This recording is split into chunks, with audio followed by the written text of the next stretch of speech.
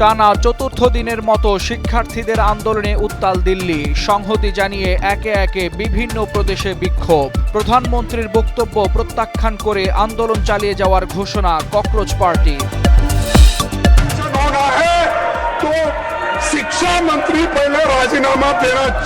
দিল্লির শিক্ষার্থীদের আন্দোলনের উত্তাপ ছড়িয়ে পড়েছে ভারতের পার্লামেন্টে। শিক্ষামন্ত্রীর পদত্যাগ ছাড়া কোনো আলোচনা নয়, সাফ জানিয়ে দিলেন বিরোধী দলীয় নেতা।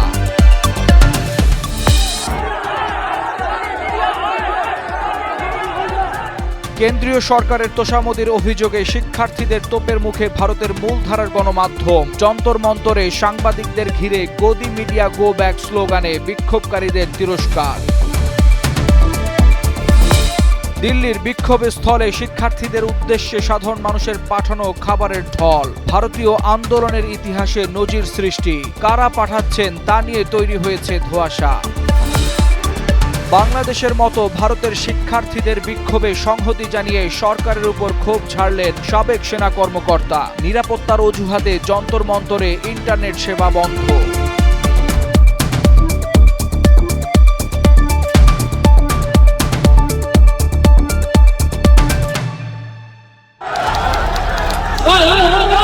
ভারতের নেট প্রশ্নপত্র ফাঁসের অভিযোগে শিক্ষার্থীদের আন্দোলন ঘিরে উত্তেজনা আরও বাড়ছে। সকালে প্রধানমন্ত্রী নরেন্দ্র মোদী ফাস্ট ট্র্যাক আদালত গঠনের ঘোষণা দিলেও আন্দোলনকারীদের মূল দাবি থেকে সরে আসেনি ককরোচ জনতা পার্টি সিজেপি। বৃহস্পতিবারও দিল্লির যন্তর মন্তরে কঠোর নিরাপত্তা ব্যবস্থা বজায় রাখা হয়। আগের দিনের সংঘর্ষের পর বিপুল সংখ্যক পুলিশ মোতায়েন করা হয়েছে। নিরাপত্তাজনিত কারণে দিল্লি মেট্রো 16টি স্টেশনও সাময়িকভাবে বন্ধ রাখা হয়। এর আগে বুধবার সংসদ মার্গ এলাকায় আন্দোলনকারী ও পুলিশের মধ্যে সংঘর্ষ হয়। পুলিশ বিক্ষোভকারীদের ছত্রভঙ্গ করতে টিয়ারশেল নিক্ষেপ করে। অন্যদিকে কিছু বিক্ষোভকারী পুলিশকে লক্ষ্য করে ইটপাটকেল নিক্ষেপ ও ধাওয়ার চেষ্টা করেন বলে অভিযোগ ওঠে। দিল্লি পুলিশের দাবি, সংঘর্ষে 2 এসিপি, একজন পরিদর্শক, একজন হেড কনস্টেবল ও একজন কনস্টেবল সহ 5 পুলিশ সদস্য আহত হন। এদিকে যন্তর মন্তর এলাকায় ইন্টারনেট পরিষেবা বন্ধ করে দেওয়ার অভিযোগ করেছে সিজেপি। সংগঠনটির দাবি, শান্তিপূর্ণ আন্দোলনকারীদের বিরুদ্ধে নতুন করে কঠোর পুলিশি অভিযান চালানোর প্রস্তুতি নিচ্ছে সরকার। অন্যদিকে মোদির ফাস্ট ট্র্যাক আদালত গঠনের ঘোষণাকে মূল সমস্যার সমাধান নয় বলে দাবি করেছে সিজেপি। সংগঠনটির মুখপাত্র সৌরভ দাস জানিয়েছেন, শিক্ষামন্ত্রী ধর্মেন্দ্র প্রধানের পদত্যাগ না হওয়া পর্যন্ত আন্দোলন চলবে। এদিকে আন্দোলনরত জলবায়ু আন্দোলন কর্মী সোনম ওয়াংচুক জানিয়েছেন, কেন্দ্রীয় মন্ত্রী জেপি নাড্ডা ও জিতেন্দ্র সিং তার সঙ্গে সাক্ষাৎ করে প্রশ্নপত্র ফাঁস নিয়ে সংসদে আলোচনার আশ্বাস দিয়েছেন। আত্মহত্যা করা শিক্ষার্থীদের পরিবারের জন্য ক্ষতিপূরণের বিষয়টিও সরকার বিবেচনা করবে বলে জানানো হয়েছে। তবে আন্দোলনে অংশ নেওয়া কোনো শিক্ষার্থী বা বিক্ষোভকারীর বিরুদ্ধে শাস্তিমূলক ব্যবস্থা নেওয়া হবে না, এমন স্পষ্ট নিশ্চয়তা না পাওয়া পর্যন্ত অনশন চালিয়ে যাওয়ার ঘোষণা দিয়েছেন ওয়াংচুক। অন্যদিকে বিরোধীরাও শিক্ষামন্ত্রীর পদত্যাগের দাবিতে অনড়। কংগ্রেস সভাপতি মল্লিকার্জুন খাড়গে বলেছেন, ধর্মেন্দ্র প্রধান পদত্যাগ না করা পর্যন্ত প্রশ্নপত্র ফাঁস নিয়ে নিরপেক্ষ আলোচনা সম্ভব নয়। ফলে ফাস্ট ট্র্যাক আদালতের ঘোষণা, পুলিশের সঙ্গে সংঘর্ষ, ইন্টারনেট বন্ধের অভিযোগ এবং শিক্ষামন্ত্রীর পদত্যাগের দাবিকে ঘিরে ভারতে নিট আন্দোলন এখন আরও বড় রাজনৈতিক সংকটের রূপ নিচ্ছে। Mahmudul Hasan, Times today.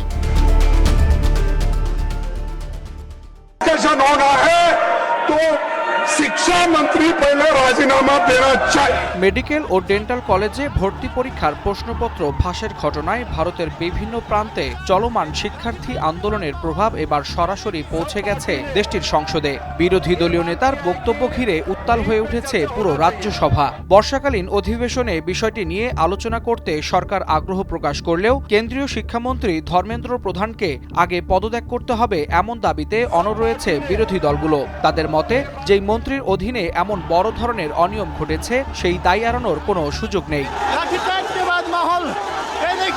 রাজ্যসভায় বিরোধী জোটের পক্ষে কংগ্রেস সভাপতি ও বিরোধী দলীয় নেতা মল্লিকার্জুন খার্গে বলেন, হাজার হাজার শিক্ষার্থী আজ রাজপথে আন্দোলন করছে, তাদের উপর লাঠিচার্জ করা হয়েছে, অনেকে হাসপাতালে চিকিৎসাধীন, আর পরিবারের সদস্যরা চরম উদ্বেগে রয়েছে। তাই সরকারের উচিত প্রথমেই শিক্ষামন্ত্রীর পদত্যাগের দাবি মেনে নেয়া। তিনি স্পষ্ট ভাষায় জানান, পদত্যাগের আগে নিট ইস্যুতে সংসদে কোনো আলোচনা হবে না। नीट पे चर्चा होना चाहिए। आज भी বিরোধী দলগুলোর এই অবস্থানের জবাবে সংসদীয় বিষয়ক মন্ত্রী কিরেন বলেন, সরকার প্রথম দিন থেকেই নিট প্রশ্নপত্র ফাঁস সহ সব গুরুত্বপূর্ণ বিষয় নিয়ে সংসদে আলোচনা করতে প্রস্তুত। তার দাবি, সরকার কোনো বিষয় এড়িয়ে যাচ্ছে না এবং আলোচনার দরজা সবার জন্য খোলা রয়েছে। তবে কিভাবে আলোচনা হবে তা সংসদের নিয়ম অনুযায়ী স্পিকারের নেতৃত্বে নির্ধারণ করা হবে। আর তার এই বক্তব্যের বিরোধিতা করে সমাজবাদী পার্টির সভাপতি অখিলেশ যাদব বলেন, শিক্ষার্থীদের প্রথম দাবি শিক্ষামন্ত্রীর পদত্যাগ। সেই দাবি পূরণ না করে আলোচনা শুরু করলে তা গ্রহণযোগ্য হবে না। তার ভাষায়, আগে পদত্যাগ তারপর আলোচনা। এদিকে ককরোচ জনতা পার্টি বা সিজেপির ডাকে দিল্লির যন্তর মন্তরে হাজারো শিক্ষার্থী অবস্থান কর্মসূচি চালিয়ে যাচ্ছেন। আন্দোলন ঘিরে যন্তর মন্তরে নিরাপত্তা আরও জোরদার করেছে দিল্লি পুলিশ। বন্ধ রাখা হয়েছে আশপাশের বেশ কয়েকটি মেট্রো স্টেশন। প্রশ্নপত্র ফাঁসের মামলায় দ্রুত বিচারের জন্য ফাস্ট ট্র্যাক আদালত গঠনের ঘোষণা দিয়েছেন প্রধানমন্ত্রী নরেন্দ্র মোদী। তবে আন্দোলনের নেতৃত্বে থাকা ককরোচ জনতা পার্টি বা সিজেপি বলছে, শুধু এই ঘোষণা নয়, কেন্দ্রীয় শিক্ষামন্ত্রী ধর্মেন্দ্র প্রধানের পদত্যাগ না হওয়া পর্যন্ত তাদের এই আন্দোলন চলমান থাকবে। Waliul Hasanat, Times today.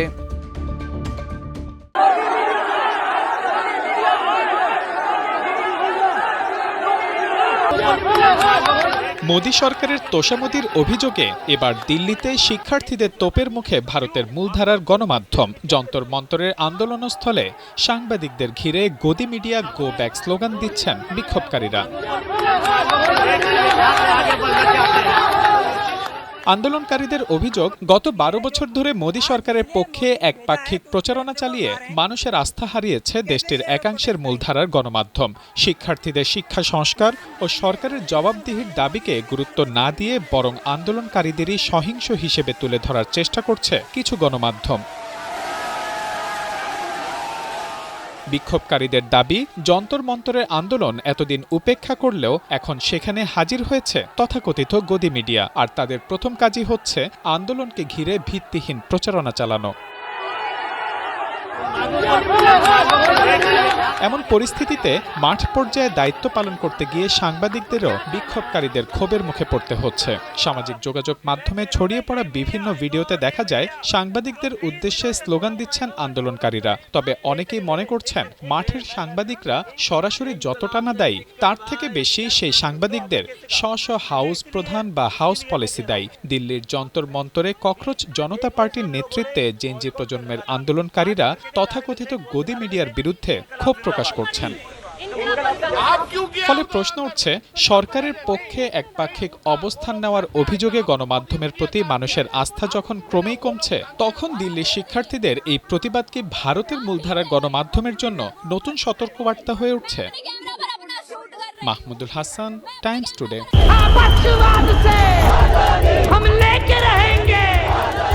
কেন্দ্রীয় শিক্ষামন্ত্রী ধর্মেন্দ্র প্রধানের পদত্যাগের দাবিতে দিল্লির বিক্ষোভস্থলে শিক্ষার্থীদের উদ্দেশ্যে সাধারণ মানুষের পাঠানো খাবারের ঢল নেমেছে। টানা চতুর্থ দিনের আন্দোলনে এমন দৃশ্য অনেকের মতে ভারতের আন্দোলনের ইতিহাসে এক নতুন নজির। তবে হাজার হাজার খাবার কোথা থেকে আসছে, কারা পাঠাচ্ছেন, তা নিয়েও চলছে নানা জল্পনা কল্পনা।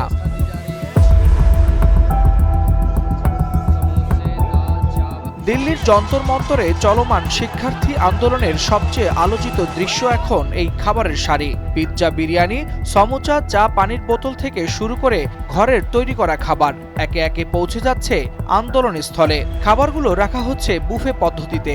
আন্দোলনে থাকা যে কেউ প্রয়োজন অনুযায়ী সেখান থেকে খাবার সংগ্রহ করছেন, আবার সরবরাহকারীরা সেই খাবার সরাসরি পৌঁছে দিচ্ছেন আন্দোলনকারীদের হাতে হাতে।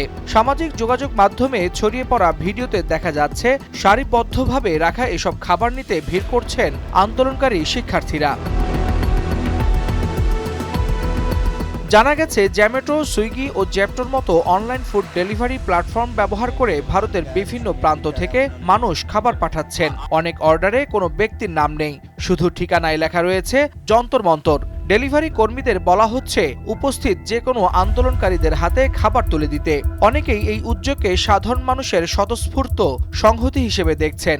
শুধু খাবারই নয়, সামাজিক যোগাযোগ মাধ্যমে ছড়িয়ে পড়া বিভিন্ন পোস্টে দাবি করা হয়েছে গভীর রাতে কম্বল, চাদর, মাদুর ও গদি বোঝাই গাড়িও পৌঁছেছে দিল্লির আন্দোলন স্থলে। উদ্দেশ্য, দীর্ঘ সময় অবস্থানরত শিক্ষার্থীদের প্রয়োজনীয় সহায়তা নিশ্চিত করা। তবে এই খাবারের ঢলকে ঘিরে শুরু হয়েছে নতুন বিতর্ক। সামাজিক যোগাযোগ মাধ্যমে কেউ কেউ অভিযোগ করছেন এর পেছনে বিদেশি অর্থায়ন বা বিদেশি শক্তির সম্পৃক্ততা থাকতে পারে। আবার অনেকে সেই অভিযোগ প্রত্যাখ্যান করে বলছেন কয়েকটি ভিডিও ভাইরাল হওয়ার পর দেশে বিদেশে থাকা সাধারণ মানুষ স্বতঃস্ফূর্তভাবে অনলাইনে খাবার পাঠাতে শুরু করেছেন। কাতার ও বাংলাদেশ থেকেও খাবারের অর্ডার দেওয়া হয়েছে, এমন দাবিও সামাজিক যোগাযোগ মাধ্যমে ঘুরছে। তবে এসব দাবির পক্ষে এখন পর্যন্ত কোনো স্বাধীনভাবে যাচাইযোগ্য প্রকাশিত হয়নি। এদিকে আন্দোলন ঘিরে যন্তর মন্তরের নিরাপত্তা আরো জোরদার করেছে দিল্লি পুলিশ। বন্ধ রাখা হয়েছে আশপাশের বেশ কয়েকটি মেট্রো স্টেশন। প্রশ্ন ফাঁসের মামলায় দ্রুত বিচারের জন্য ফাস্ট ট্র্যাক আদালত গঠনের ঘোষণা দিয়েছেন প্রধানমন্ত্রী নরেন্দ্র মোদী। তবে আন্দোলনের নেতৃত্বে থাকা ককরোচ জনতা পার্টি বা সিজেপি বলছে, শুধু এই ঘোষণা নয়, কেন্দ্রীয় শিক্ষামন্ত্রী ধর্মেন্দ্র প্রধানের পদত্যাগ না হওয়া পর্যন্ত তাদের এই আন্দোলন চলমান থাকবে। Waliul Hasanat, Times today.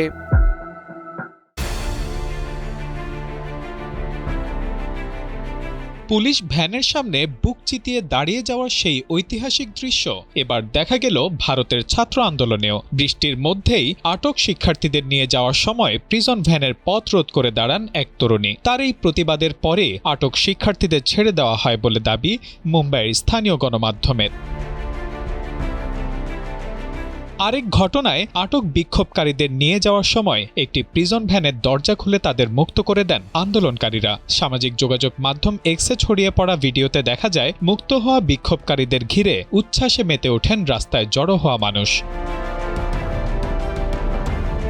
এদিকে নিরাপত্তার স্বার্থে বুধবার সন্ধ্যা ৬টা থেকে বৃহস্পতিবার সকাল ৬টা পর্যন্ত যন্তর মন্তরের ১.৫ কিলোমিটার এলাকার মধ্যে ইন্টারনেট সেবা সাময়িকভাবে বন্ধ রাখতে টেলিযোগাযোগ প্রতিষ্ঠানগুলোকে নির্দেশ দেওয়া হয় বলে জানিয়েছে ভারতীয় সংবাদ মাধ্যম। তবে প্রথম দিন থেকেই সরকারের নির্দেশেই আন্দোলন দমাতে বারবার ইন্টারনেট বন্ধ করে দিতে বাধ্য হচ্ছে বলে জানিয়েছে দেশটির অপারেটরগুলো।